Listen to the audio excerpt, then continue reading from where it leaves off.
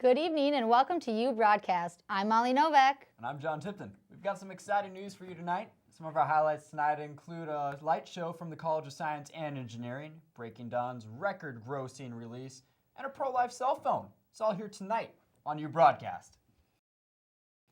Starting off our news, we'll actually send it over to my co-anchor Molly. Molly, take it away. Thanks, John. Iranian forces have shot down an unmanned U.S. spy plane violating airspace along the eastern border. Iran says it downed an aircraft used to keep watch on Osama bin Laden's compound during the raid that killed him earlier this year. U.S. Air Force has not publicized any specifics about the drone, but the U.S.-led coalition in Afghanistan said the aircraft may be a drone that lost contact with operators last week when flying a mission. There has been a report issuing a warning of strong and crushing response to any violations of the country's airspace by American drone aircraft.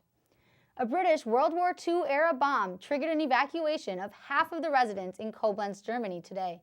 The bomb was successfully defused, authorities say. It was one of the biggest bomb-related evacuations since the war ended, with 2,500 police officers, firefighters, and paramedics on duty.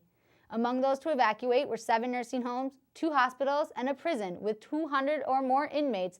The finding of bombs dropped by allies over Germany has been common in the 65 years since the war's end, and the explosives are typically detonated or defused by experts with no injuries. Republican State Party Chairman Tony Sutton announced his resignation Friday.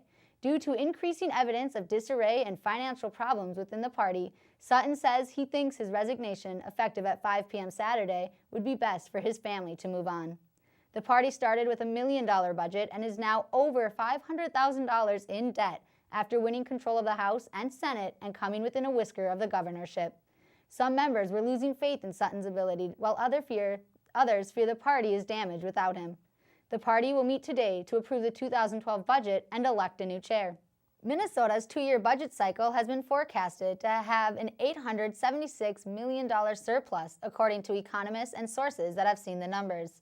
After 4 years of budget deficit, resulting in a 20-day state shutdown this summer, lawmakers and the governor will now have to debate over whether to spend the money, bank it for troubled times, or pay back a school shift. The state's economy has been improving steadily and is now doing better than the nation's, with our unemployment rate dropping to 6.4 and more money flowing into the state coffers. And now we're going to toss it over to our tech check with Courtney. Thanks, Courtney.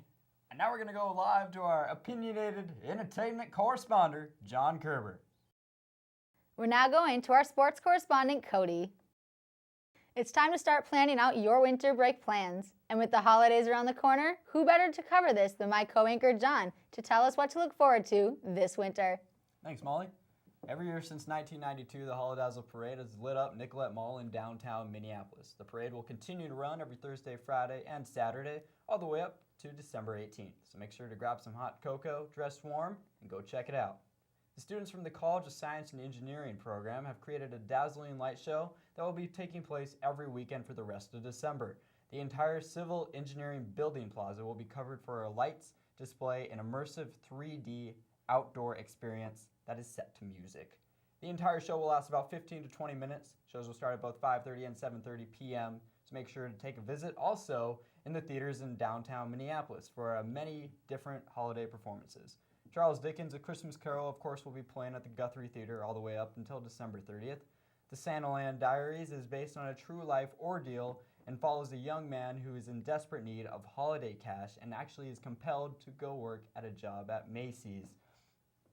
The Wonderland is actually populated at the place he works at with shouting parents, manic depressive children, and antisocial Santas. Comedy drama will be playing at the Women's Club Theater all the way up until Friday, December 30th. This concludes tonight's show, but before we sign off, we have the results of our most recent poll, answered by our viewers. This week's question: what are your plans for winter break? 60% of our viewers said they would be back home with family, 30% said vacation, and 10% said they were staying home for winter break. So make sure to travel safe and bundle up. Thanks for watching UBroadcast.